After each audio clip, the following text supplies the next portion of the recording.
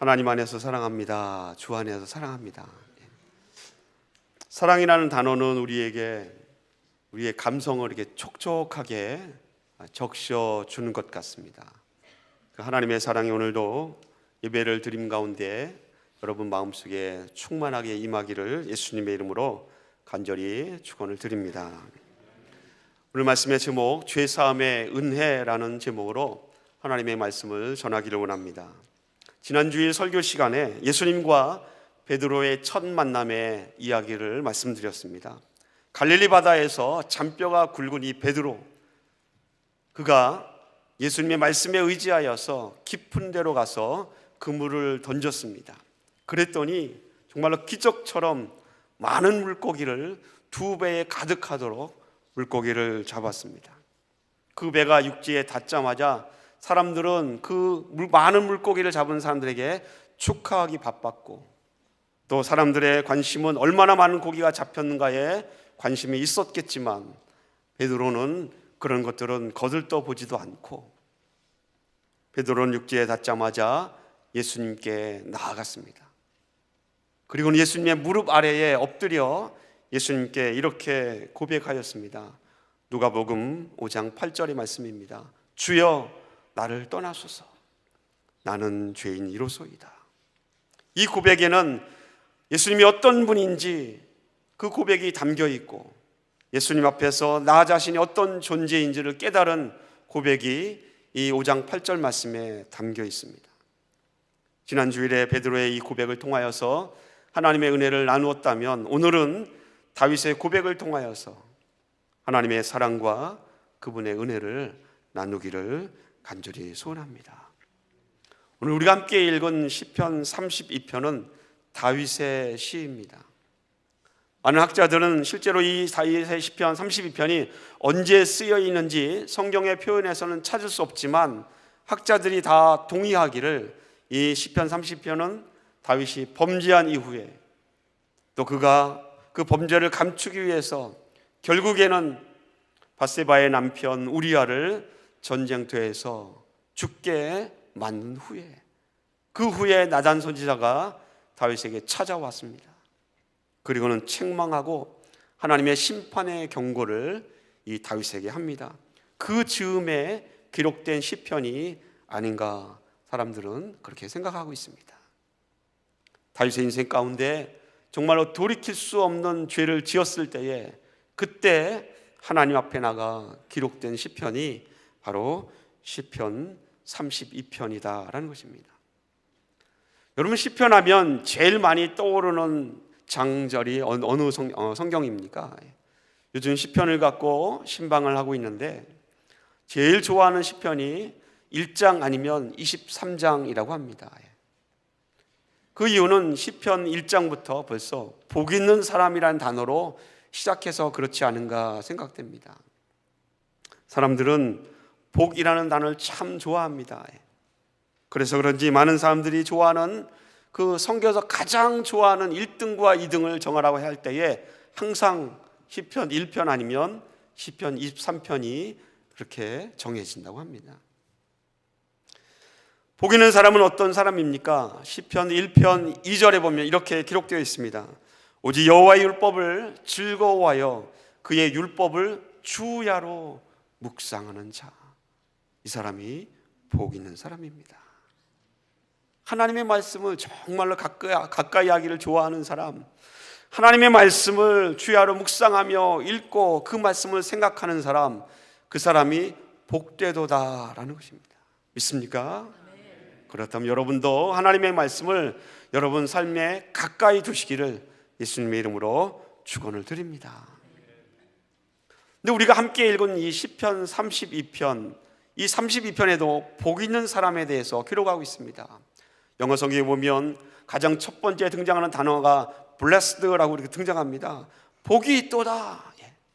누구에게 복이 있습니까? 오늘 본문 1절과 2절에 보면 허물의 사함을 받은 자, 그 죄가 가리워진 자.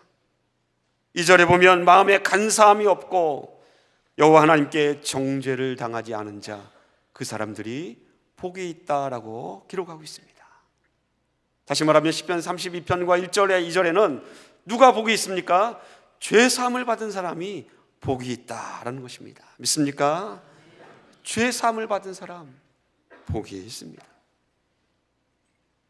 이 1절과 2절에 복이 있는 자가 죄 사함을 받은 사람이 복이 있다라고 말씀하고 나서는 이 다윗은 3절과 4절에 전혀 다른 분위기로 바뀌어져서 성경을 기록하고 있습니다. 그 다른 분위기는 바로 다윗이 얼마나 죄 때문에 힘들고 고통 가운데 괴로워했는지를 3절과 4절에 표현하고 있습니다. 3절의 말씀 한번 다 같이 한번 읽어볼까요? 다 같이 한번 읽어보겠습니다. 시작. 내가 입을 열지 아니할 때에 종일 신음함으로 내 뼈가 쇠하였도다. 다윗은 3절에서 종일이라는 단어를 쓰고 있습니다. 하루 종일 신음하였다라는 것입니다. 무엇 때문에 하루 종일 신음할까요? 입을 열지 아니할 때에. 뒤에 나오는 5절의 표현을 볼 때에 다윗이 자기 마음속에 죄 때문에 고민하고 번민하고 괴로워하는데 입을 열지를 않습니다. 어떤 의미에서 본다면 하나님 앞에 그 죄를 토해내고 자복하면 좋았을 텐데 다윗이 그 죄를 하나님 앞에 토해내질 않습니다. 죄를 고백하지 않으면 사람이 어떻게 될까요? 고민할 수밖에 없죠. 끙끙 앓는 겁니다. 번민합니다. 괴로워합니다. 다윗은 죄를 하나님 앞에 토해내지 않은 자의 고통을 뼈가 쇠하여지는 것으로 표현하고 있습니다. 얼마나 괴로운지 뼈가 쇠하여졌다. 인간의 생명 그 자체를 상징하는 것이 피 아닙니까? 그 피가 생성되는 신체의 기관이 뼈입니다. 그런데 그 뼈가 닳아 없어지고 썩어진다는 것입니다. 그 괴로움과 고통이 바로 죄를 지은 자의 상태라고 3절은 표현하고 있습니다. 4절 말씀은 어떻게 기록되어 있습니까? 주의 손이 주야로 나를 누르시오니 내 진액이 빠져서 여름 가뭄에 마름같이 되었나이다. 죄를 고백하지 않은 다윗은 그 다윗을 하나님의 손이 지금 짓누르고 있습니다. 하나님의 손이 막 압박하고 짓누르고 있으니 다윗의 몸에서 진액이 빠져나가고 있다는 것입니다. 진액이라는 단어의 히브리어 단어 레사드라는 이 단어는 인간의 살이나 뼈에 포함되어 있는 기름과 물과 피를 의미합니다. 인간의 살에 있는 그 기름과 물과 피가 다 빠져나가서 여름 가뭄에 땅이 쫙쫙 갈라져서 마른 것처럼 되었다라는 것입니다. 기력이 쇠하여지고 생명의 자체가 완전히 힘을 잃어서 죽을 정도, 죽기 직전의 상태가 되었다라는 것입니다. 무엇 때문에 이렇게 되었습니까? 죄 때문에. 죄 때문에 그렇습니다.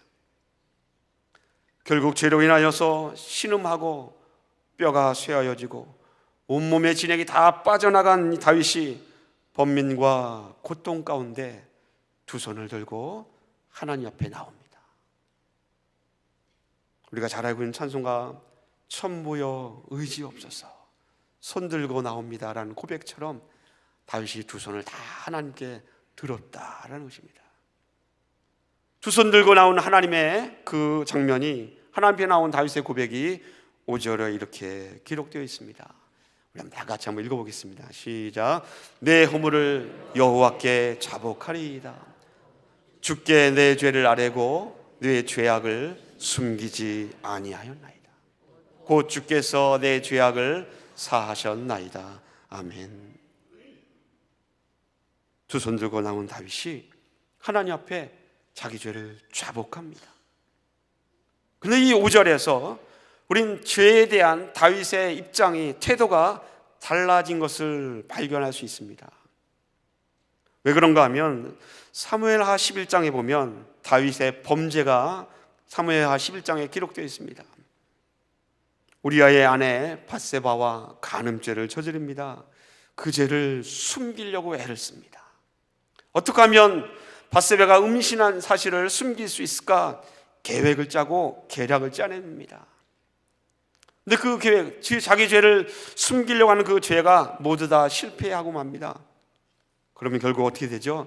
또다시 그 죄를 덮기 위해서 급기야는 이 바세바의 남편 우리아를 전쟁터에서 죽게 만들고 살인죄를 저지르게 됩니다. 죄 가운데 있을 때의 다윗은 그 죄를 숨기려고 했다라는 것입니다. 어떻게 해서든지 이 죄를 사람들이 모르게 하기 위해서, 이 죄가 사람들에게 드러나지 않기 위해서 그렇게 애썼던 사람이 다윗입니다. 근데 오늘 시편 32편 5절의 말씀은 내 죄를 다 숨기지 않고 어떻게 한다고 고백합니까? 내 죄를 드러내리라. 내 죄를 드러내리라. 여러분, 다윗은 왕입니다. 왕이 고민하고 번민하고 슬퍼하고 왕이 울면서 침상을 적시며 기도하면 이 왕궁에 있는 대신들과 왕궁에 있는 사람들이 다 알게 됩니다. 왕의 고민을 주변 사람들이 모를 리가 없다라는 것입니다. 왕의 입으로 내가 이 죄를 지었다라고 얘기하지 않아도 그가 고민하며 슬퍼하며 침상을 적시며 하나님 앞에 기도할 때에 모든 사람들이 그 죄를 알게 된다라는 것입니다. 그럼에도 불구하고 다윗은 회개합니다. 대신들과 왕궁에 있는 모든 사람들이 다윗이 어떤 죄를 지었는지를 다 알게 됩니다. 발 없는 말이 천리를 간다라는 속담처럼 왕이 이런 죄를 지었다라는 그 소문이 말이 되어서 온 이스라엘 전역에 삽시간에 퍼졌을 것입니다. 다윗의 부끄러움이 드러나고 치부가 드러나고 그의 죄악이 온 천하에 알려져서 사람들의 입방아에 오르게 되고 사람들이 비판하게 되고 백성들로부터 온갖 욕이란 욕은 다 듣게 되었을 것입니다. 그럼에도 불구하고 다윗이 죄를 회개합니다. 지난 주일에 함께 나눴던 말씀 가운데 예수 그리스도를 만나서 주님이 어떤 분이신지 그 실체를 깨닫는 과정에는 반드시 회개가 등장한다라고 말씀드렸습니다.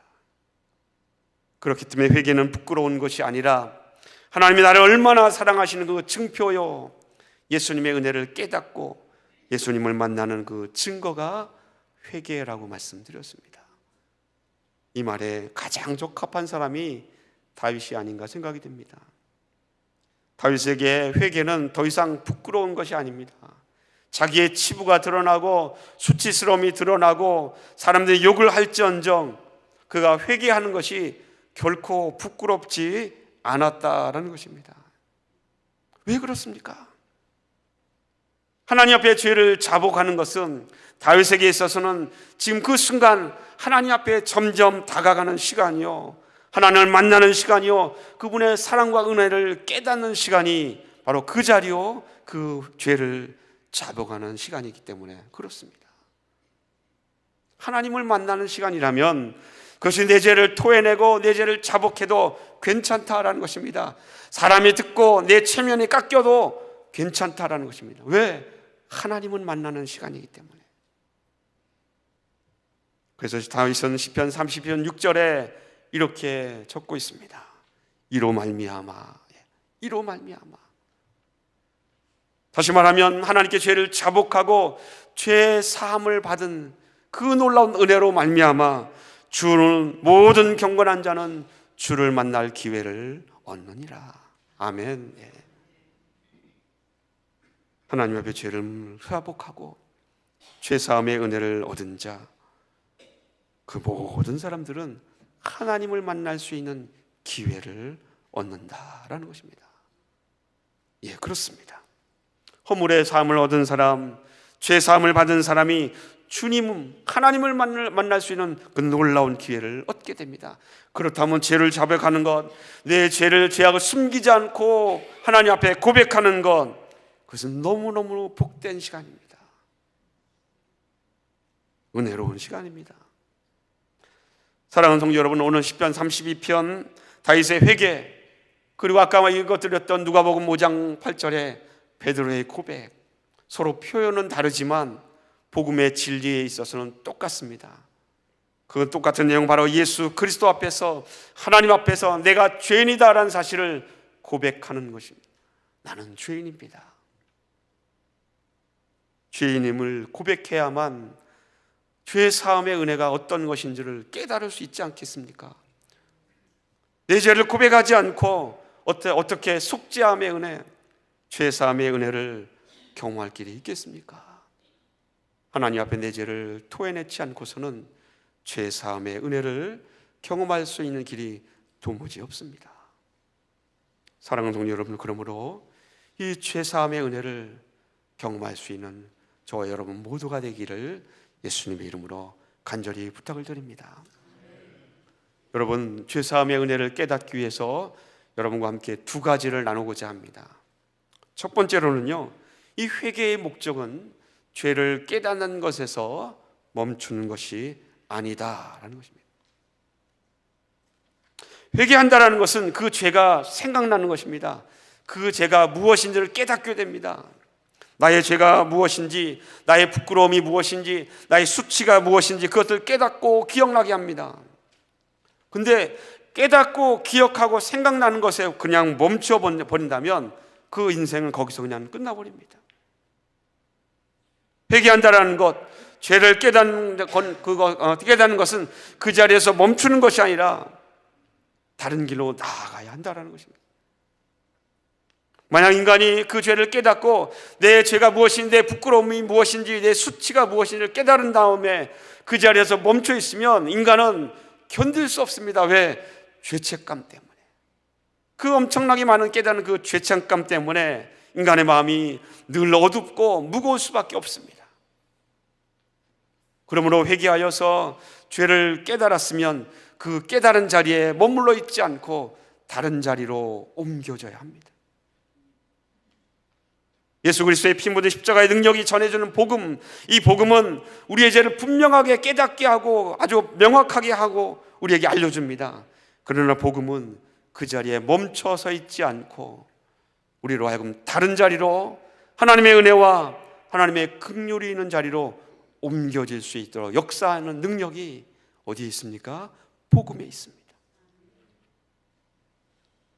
그래서 바울은 우리가 예수 그리스도를 믿고 그 죄를 깨달음으로 말미암아 사망에서 옮겨 생명으로 옮겼다라고 기록하고 있습니다. 사랑하는 성도 여러분, 복음은 죄로 인한 수치심과 부끄러움, 그 죄가 얼마나 처참한 결과를 가져오는지를 우리에게 알려줍니다. 그러나 동시에 복음이 우리에게 가져다주는 회개의 은혜는 나를 얼마나 하나님이 사랑하셨는지, 지금도 나를 하나님이 얼마나 사랑하고 계시는지, 앞으로도 하나님이 나를 얼마나 사랑하실지를 그 복음이 우리에게 알려주고 죄사함의 은혜가 우리로 하여금 깨닫게 해줍니다. 그러므로 회개하는 그 자리에 멈춰 있지 말고 하나님의 은혜와 하나님의 사랑이 있는 그 자리로 여러분 발걸음을 옮겨서 그 자리로 움직여 나아갈 수 있는 성도들 되시기를 예수님의 이름으로 축원을 드립니다. 회개의 목적은 죄에 대한 번민과 고민, 그 죄를 고백하는 그 자리에 멈춰 있는 것이 아니라 하나님의 은혜와 사랑이, 그 사랑이 있는 자리로 나아가는 것입니다. 은혜와 사랑을 깨닫는 자리까지 도달해야 한다라는 것입니다. 나는 더 이상 어둠 속에 있을 수 없습니다. 그렇게 고백했다면 그 어둠에서 그 어둠을 박차고 나와야 하지 않습니까? 하나님이 빛이 있는 곳으로 나오셔야 됩니다. 그래야 거기에서 죄사함의 은혜를 누린 자가 누리는 기쁨이 있고 감사가 있고 하나님의 은혜가 있다라는 것을 알 수 있습니다. 다윗은 하나님께 나와 그 죄를 자복합니다. 그리고 하나님의 용서, 하나님의 죄사함의 은혜를 깨닫습니다. 그랬더니 그가 시편 32편 7절에 이렇게 고백합니다. 주님은 나의 은신처이시오니 환난에서 나를 보호하시고 구원의 노래로 나를 두루시리이다. 어떻게 고백합니까? 다윗이 하나님 앞에 그 죄를 자복하고 죄사함의 은혜를 경험하였더니 주님이 나의 은신처입니다, 주님 나의 구원의 노래입니다 라고 하나님을 기뻐하며 하나님을 찬양하지 않습니까? 죄사함의 은혜를 누린 자가 누리는 특권입니다. 찬양과 기쁨입니다. 마지막 절 시편 32편 11절에 이렇게 기록합니다. 너희 의인들아 여호와를 즐거워할지어다. 마음이 정직한 너희들아 다 즐거이 외칠지어다. 할렐루야. 죄사함의 은혜를 누린 자, 그들이 누리는 기쁨과 감사는 하나님 앞에 나아가서 그 죄를 자복하고 그 회개의 은혜, 죄사함의 은혜를 경험한 사람만이 누릴 수 있는 기쁨이요 감사입니다. 하나님은 우리를 향하여서 하나님의 백성들에게 너희 의인들아 기뻐하며 즐거워하라라고 말씀하고 있습니다. 사랑하는 성도 여러분, 회개가 주는 부끄러움, 죄 가운데 있는 죄책감, 수치심, 그 죄의 무거운 중압감, 거기에 더 이상 머물러 있지 않고 예수 그리스도를 마음에 영접하여서 죄사함의 은혜를 경험하여 하나님의 은혜와 사랑, 그 풍성한 자리로 나오시기를 예수님의 이름으로 축원을 드립니다. 마지막 끝으로 두 번째 죄사함의 은혜를 누리기 위한 두 번째 조건은, 은혜를 깨닫기 위해서는 사랑이 필요하다라는 것입니다. 여러분, 이 세상에 부족함이 없는 인생, 나는 가진 것이 많어, 나는 충분히 누릴 수 있어, 그렇게 생각하는 사람은 정말 안타깝게도 은혜를 발견하기가 쉽지 않을 것 같습니다. 왜냐하면 이 은혜라는 단어가 무슨 뜻입니까? 은혜란 받을 자격이 전혀 없는 사람이 넘치는 사랑으로 부어지는 것, 그것이 은혜 아닙니까? 나는 자격이 없는데 하나님 넘치는 것을 나에게 부어주시는 것, 그게 은혜 아닙니까? 그런데 내 마음에 나는 가진 것이 많어, 나는 누릴 것이 많어, 나는 풍성해, 난 부족함이 없다라고 한다면 하나님이 그 부족한 자에게 주시는 은혜를 깨닫기가 결코 쉽지 않을 것이다 라는 것입니다. 은혜는 부족함이 있는 자에게 주어지는 것입니다. 은혜는 죄 많은 사람에게 부어지는 하나님의 긍휼의 선포입니다. 그런데 이 은혜가 어디에서 더 명확하고 분명하게 발견되는가 하면 바로 사랑이 있는 곳에서 그 은혜가 발견되고 깨달아진다라는 것입니다. 그렇기 때문에 여러분의 삶 속에 이미 부어져 있는데, 은혜가 부어져 있습니다. 은혜가 부어져 있는데 그 사랑, 하나님의 사랑을 깨닫지 못하면 내 안에 이미 부어져 있는 그 은혜를 발견할 길이 없습니다. 그러므로 하나님의 은혜를 깨닫기 위해서는 먼저 하나님의 사랑을 깊이 체험할 수 있어야 합니다. 바울은 하나님의 사랑을 이렇게 표현하고 있습니다.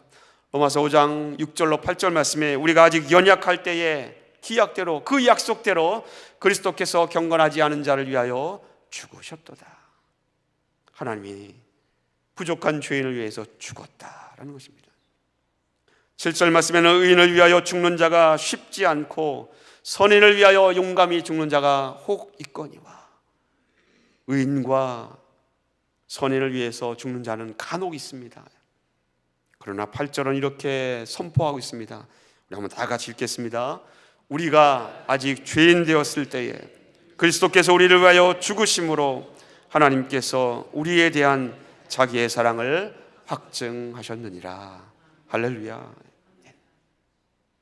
바로 죄인을 위해서 죽으신 예수 그리스도, 그 예수 그리스도가 그 사랑 그 자체라고 성경은 8절에 기록하고 있습니다. 예수님이 하나님이 나를 얼마나 사랑하시는지 그 증거다라는 것입니다. 그것을 확증이라고 표현하고 있습니다. 사랑하는 성도 여러분, 예수님의 그 죽으심을 통해서 하나님이 나를 얼마나 사랑하시는지 그것을 보여주셨다라는 것입니다. 우리 죄를 위하여 죽으신 예수 그리스도, 그 하나님의 사랑의 증거가 되시는 예수님을 통하여서 하나님을 깨달을 수 있습니다. 그렇다면 그 하나님의 사랑 안에서 여러분들이 은혜를 발견할 수 있습니다. 사랑하는 성도 여러분, 그리스도 예수께서 죽으신 십자가는 옛날에는 그냥 저주와 죽음과 절망과 고통을 상징하는 사형 도구에 불과하였습니다. 그러나 예수 그리스도 이후에 그 십자가는 더 이상 사형 도구가 아니라 하나님의 사랑이 지울 수 없을 만큼 단단하게 새겨져 있는 바로 하나님의 사랑의 증표가 십자가 아닙니까? 그렇다면 그 십자가에 담겨 있는 하나님의 사랑을 여러분 마음속에 경험하기를 원합니다. 죄사함의 은혜를 그 사랑 속에서 발견하기를 예수님의 이름으로 간절히 축원을 드립니다. 사랑이 필요합니다. 은혜를 깨닫기 위해서. 하나님의 사랑이 필요합니다. 하나님의 은혜를 알기 위해서. 우리의 삶 속에 은밀한 가운데서도 지켜주시고 늘 함께 하시는, 보이지 않는 가운데 함께 하시고 역사하시는 그 하나님의 사랑의 손길들을 우리가 깨달을 수 있는 믿음의 놀라운 은혜가 우리 안에 풍성히 있기를 예수님의 이름으로 축원을 드립니다. 오늘 말씀의 결론을 맺습니다. 여러분, 죄사함의 은혜를 깨닫기 위해서 첫째로 그 죄를 깨닫고 고백하는 그 현장에 머물러 있지 말고 하나님의 은혜와 사랑이 있는 자리로 나아가라라고 말씀드렸습니다.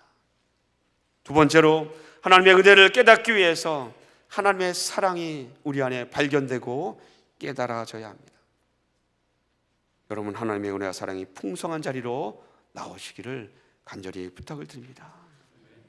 여러분, 하나님의 은혜, 하나님의 사랑은 내가 예수님을 믿는 그 순간부터 없어지거나 사라지거나 고갈되는 것이 아닙니다. 때때로 성도들 가운데 이렇게 고민하는 분이 있습니다. 하나님, 내가 예전엔 정말로 하나님을 뜨겁게 사랑했는데 어느덧 세월이 흐르면서 내 마음에 그 뜨거운 사랑이 사라졌습니다. 말라버렸습니다. 고갈되었습니다. 이렇게 고백하는 사람이 있습니다. 제가 그런 분들에게 아주 분명하고 확실하게 말씀드릴 수 있는 것은 하나님의 사랑은, 그 넘치는 사랑은 여러분 가운데 이미 풍성하게 넘쳐 흐르고 있다라는 것입니다. 믿습니까? 이 사실은 지울 수 없는 사실입니다. 하나님의 사랑은 이미 우리 가운데 풍성하게 넘쳐 있습니다. 하나님의 사랑, 내게 주신 은혜는 내 상황에 따라 어떨 때는 그 사랑이 있기도 하고 어떨 때는 없어지기도 하는 것이 아니다라는 것입니다. 바울이 이미 고백하지 않았습니까? 로마서 5장 8절에 하나님의 사랑이 예수 그리스도를 통하여 우리 안에 확증되었다라는 것입니다. 이 확증하다라는 말은 벌써부터, 예전부터 이미 하나님의 사랑이 이미 우리 안에 주어져 있고 그것의 증거가 확증이라는 단어로 표현되어 있습니다. 하나님의 사랑이 내 마음에 와닿지 않아서 냉랭하신 분이 있습니까? 그렇다면 여러분 안에 이미 하나님의 사랑이 넘치도록 충만하게 쥐어져 있다, 숨겨져 있다는 사실을 여러분 믿고 그 하나님의 은혜와 사랑을 여러분 발견할 수 있도록 하나님 앞에 구하십시오. 기도하십시오. 하나님의 사랑이 이미 내 삶 속에 풍성히 넘치다고 하는데 내가 그걸 발견하지를 못합니다. 내가 깨닫지를 못합니다. 하나님, 나로 하여금 발견하게 하여 주시옵소서. 깨닫게 달라고 하나님 앞에 기도하십시오. 예수를 믿고 구원받은 성도라면 이미 하나님의 사랑과 은혜가 여러분 안에 쥐어져 있습니다. 내 손아귀에 하나님의 은혜와 사랑이 쥐어져 있다면 어떻게 해야 됩니까? 손을 펼쳐서 봐야 하지 않습니까? 아, 이게 하나님의 사랑이구나, 이게 하나님의 은혜구나 하고 볼 수 있어야 하지 않습니까? 여러분, 필요한 것은 이미 여러분 안에 주어져 있는 하나님의 사랑과 그 은혜를 보고 발견할 수 있는 하나님의 은혜가 여러분에게 필요하고 그것을 발견할 수 있는 믿음의 눈이 우리에게 필요합니다. 사랑하는 동료 여러분, 아무리 무거운 허물과 아무리 험한 상처가 내게 있다 할지라도 허물의 사함을 얻은 자, 죄 사함을 얻은 자, 그가 복된 자요, 그 죄를 잡아가는 자, 하나님이 그 마음을 받으셔서 용서해 주신다고 약속하셨으니 하나님 앞에 나가서 그 하나님의 놀라운 은혜를, 그 사랑을 경험할 수 있는 우리 새생명 한인교회 성도들 되시기를 예수님의 이름으로 축원을 드립니다. 옛날 이야기 하나 하고 말씀을 마치려고 합니다. 한 200년 된 이야기입니다. 200년 전 이야기. 18세기에 감리교 영국과 미국의 감리교를 창시한 존 웨슬리라는 목사님이 계십니다. 그는 대학 시절부터 옥스퍼드 대학에서 경건자 클럽, 홀리 클럽이라는 걸 만들어서 모여서 기도도 열심히 하고 성경 공부도 이끌었던 신앙에 동독한 그런 사람이었습니다. 웨슬리는 성경 공부를 인도하고 기도를 인도하면서 그 마음속에 하나님의 사랑을 나는 경험했다, 예수님을 믿고 내가 구원에 이를 수 있다라는 그런 자신감 가운데 있었습니다. 그 놀라운 자신감과 믿음 안에서 18세기에 그 당시에 미국 땅을 바라보았습니다. 미국 땅에 아직도 하나님 알지 못한 수많은 아메리칸 인디언들이 있다라는 소식을 듣고는 미국 땅을 향하여서 비전을 품었습니다. 내가 미국 땅에 가서 인디언들에게 복음을 전하리라 라는 비전입니다. 그리고는 그 꿈을 품고 대서양을 건너는 배에 올랐습니다. 근데 미국으로 가던 중에 그 배가 아주 거대한 풍랑을 만나서 배가 뒤집힐 지경에 이르는 것입니다. 사람들이 난리가 났습니다. 죽음의 공포를 맞이한 것입니다. 죽게 되었다라는 공포입니다. 모든 사람들이 혼란스럽고 비명을 지르고 죽을 것 같은 그런 공포감에 사로잡혀 있을 때에 배 한 구석에 전혀 다른 모습이 보였습니다.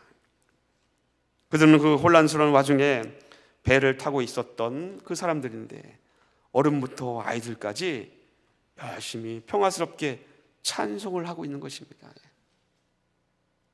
그들은 바로 유럽에서 미국으로 향하는 모라비안 교도들입니다. 모라비안 교도들은 그 옛날에 체코슬라비아 박해에서 시작된 종교개혁에서부터 시작해서 하나님을 믿었던 사람들입니다. 그런 오랜 박해와 또 사회적인 재산 몰수나 또는 직분의 사회적 지위의 박탈이나 또 추방되는 것 또는 굶주림에 내몰려서 굶어 죽는 것, 순교하는 것, 화형당하는 것, 이런 거 두려워하지 않고 끝까지 하나님을 믿으리라고 작정하고 순교를 맞이했던 사람들입니다. 그들이 독일로 이동하였고 독일에서부터 배를 타고 이 웨슬리와 같은 배를 타고 미국 땅으로 향하고 있었던 것입니다. 그들은 죽음 앞에서 찬송을 했다라는 것이죠. 이 모습에 웨슬리는 아주 크게 당황할 수밖에 없었습니다. 왜냐하면 웨슬리는 나는 그래도 최소한 죽음의 권세를 내가 이기고 구원의 확신이 있다라고 자부했거든요. 근데 배가 뒤집힐 위기에 처했을 때에 자기도 살기 위해서 얼마나 바둥바둥했는지 자기의 모습을 바라보면서 부끄러움을 발견한 것입니다. 지금 죽으면 천국에 갈 수 있다는 소망이 당연히 있다고 생각했는데 지금 죽을 때가 되니까 두려워했다는 것입니다. 살기 위해서 애썼다는 것이죠. 부끄러웠다는 것입니다. 그가 부끄러움을 느낄 때에 그 모라비안 교도들 가운데 인도자가 되는 스판겐베르크라는 사람이 웨슬리에게 찾아왔습니다. 그러기는 이렇게 묻습니다. 당신은 예수 그리스도를 아십니까? 이 질문에 웨슬리는 나는 그분이 온 세상의 구주이심을 믿습니다 라고 대답했습니다. 한 번 질문하면 괜찮은데 두 번째 스판겐베르크가 또 묻습니다. 그분이 당신을 구원하셨음을 믿습니까? 이 두 번째 질문에 웨슬리의 목소리가 작아졌습니다. 그리고 전혀 확신 없는 목소리로 아마 사진 정답은 저는 예수님이 나를 구원했음을 믿습니다 라고 대답해야 정답 아닙니까? 그런데 자신 없는 목소리로 저는 그분이 저를 위해서 죽으셨기를 바랍니다 라고 사라져가는 목소리로 대답했다고 합니다. 다행히 폭풍이 진정돼서 배는 뒤집히지 않았고요. 그러나 구원의 확신에 대한 문제를 발견한 웨슬리는 그런 마음으로 미국에 가서 선교하는 것은 힘들었을 것입니다. 2년의 미국 땅 안에서의 선교는 실패로 끝났습니다. 그는 다시 고국으로 돌아오는 가운데서 배 안에서 이렇게 하나님 앞에 고백했다고 합니다. 나는 인디언들을 회개시키러 미국 땅에 갔습니다. 하지만 나는 나를 회개시킬 사람을 발견하지 못했습니다. 나는 믿음이 부족합니다. 나는 자격이 없습니다. 스스로에게 이렇게 질문하면서 그 돌아오는 뱃속에서 눈물로 고백할 수밖에 없었다고 합니다. 사랑하는 성도 여러분, 예수님을 믿는다고 했지만, 하나님의 그 죄사함과 하나님의 은혜를 믿는다고 했지만 여전히 죄의 권세에 눌려 있다면 그 십자가의 능력을 모르는 것과 다를 바가 없습니다. 믿음이 부족했던 웨슬리에게 그가 경험했던 그 도전, 그것을 우리들도 한 번쯤은 경험하지 않습니까? 웨슬리가 침체 가운데 있을 때에 그가 어느 날 하나님의 사랑과 은혜를 경험하는 놀라운 경험을 하게 됩니다. 그 경험은 어느 날 길거리를 가다가 길거리에서 사람들이 모여서 기도를 하고 있는 겁니다. 웨슬리는 자선에서 그날을 분명하게 적고 있습니다. 1738년 5월 24일. 그날에 그는 한 길거리 기도에 참석하는데 그 길거리 기도의 인도자가 바로 루터의 로마서 주석 서문을 읽습니다. 그 서문의 첫 문장이 이렇게 기록되어 있습니다. 의인은 오직 믿음으로 살리라 라는 말입니다. 이 말을 들은 웨슬리가 그 자리에서 충격을 받습니다. 그 순간 웨슬리가 자기 속에 있는 하나님의 사랑과 예수 그리스도의 은혜로 말미암아 깨닫는 그 죄사함의 은혜를 발견하게 됩니다. 그가 그의 자서전에 이렇게 적고 있습니다. 그렇다, 그렇다. 구원을 위해서 다만 나는 예수 그리스도만 믿으면 되는구나. 주께서 나의 죄, 나의 모든 죄를 거두어 가셨구나. 나를 사망의 법에서 건져 주셨구나. 이 놀라운 복음의 진리를 깨닫는 순간 웨슬리가 하나님의 사랑과 예수 그리스도의 은혜를 깨달았다고 적고 있습니다. 사랑하는 성도 여러분, 하나님은 여러분을 나를 사랑하십니다. 믿습니까?